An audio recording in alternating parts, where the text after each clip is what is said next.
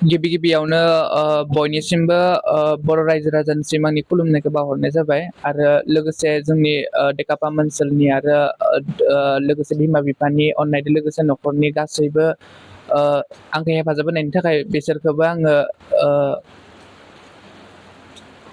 Thank you होननो सानबाय। दिनै आङो निटआव गाव जेसेबां हायो रिनिटआव मार्कखौ माबानानै आङो क्वालिफाइ जानो हादों बायदि मोनदों आरो दा बेनिफ्राय दा काउन्सिलिंफोरनि थाखाय मोजाङैनो प्रिपेयार खालामबाय दङ डकुमेन्टसफोरनि थाखाय। आङो फार्स्ट अफ अल बयखौबो बिदिनो बुंनो सानो दे सिगांनिफ्रायनो जेब्ला जोङो 7-8फोर मोनहैयो जोङो जेबो हायाबाबो गिभ आप खालामनो नाङा होननो सानबाय आङो। दे आङो जेबो रोङा इदि होननानै साननो नाङा बयहाबो माने गाव जेसे हायो नाजालांबाय थाबानो जाबाय लागले ABCD निफ्रायनो स्टार्ट खालामनाबाबो लागले गोबाव समानो लायाथों होमबाबो माने मोजाङैनो हार्डवर्क आरो कनसिसटेन्सि लानानै माने नोङो जि सानदों बेखौ खालामफुंनो हागोन होननानै आङो बयनिसिमबो बुंहरनो सानदों आरो। आङो नायबाथाय मेनलि 11-12आव बांसिन फरायनांगौ जादों जेनेबा टाइम टेबोल बानायनाया मोजां इनिखायनो आङो बिदिनो सानावबो जेब्ला सम मोनो फरायो आरो हरावबो फरायोमोन। नायबाथाय मिनिमाम आवार आङो फरायनाया 8 आवार्स बा बिनिख्रुइ बांसिन फरायदोंमोन आरो। आङो फार्स्टआव क्लास 10 सिम आङो बोराइ बाथौ इंलिस मिडियाम स्कुलाव फरायदोंमोन।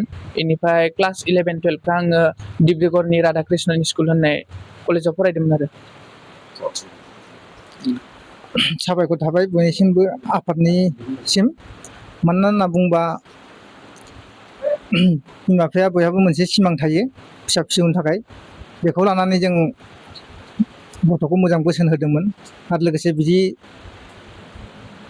जोङो बिमा बिफानि आरो रायजोफोरनि बोसोनखौ लानानै दिनै आंनि फिसाया निट आनजादाव उथ्रिनो हाबाय बेनि थाखाय जोबोद गोजोननाय थाबाय आरो लोगोसे जाहाथे बयबो न'खरानो जोंनि बर' हारिनि सुबुंफोरा बिमा बिफाया जाहाथे गथ'फोरखौ मोजां बोसोन होनानै बिदि गेदेर गोलावसिम दैथायहरनो हागोनखौ आसा फारिनानै आंनि बिबुंथिखौ एसेयावनो फोजोबबाय। गिबि गिबियावनो धेमाजि जिल्ला दुलाराय बर' फरायसा आफादनि जानानै नोंथांमोननि निउस पर्टेलनिसिम आङो आंनि गोसो गोरबोनि अननाय आरो सिबिनायखौ जासिबाय।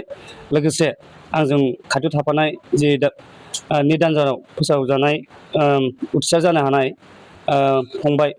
फंबायनिसिम जोंनि धेमाजि जिल्ला दुलाराय बर' फरायसा आफादनि जानानै गिबियावनो आङो आंनि गोसो गोरबो सिंनिफ्राय सिबिनायखौ जासिबाय आरो फंबायखौ आं बरायबाय। दा आं बेखौनो बुंनो सानदों जे जोङो दिनै धेमाजि जिल्लानि जानानै जोङो जोंनि ओनसोलाव जोंहा बे सोलोंथाइनि खेथ्रआव जों गोबां गोग्लैसोनानै दं। दा फैबाय थानाय समाव जोङो दिनै सासेल' मोननो हादों बा जोंनि जिल्लायाव सानै मोननो हादों। बे सानैल'आ जोंनि थाखाय साबसिन नङा।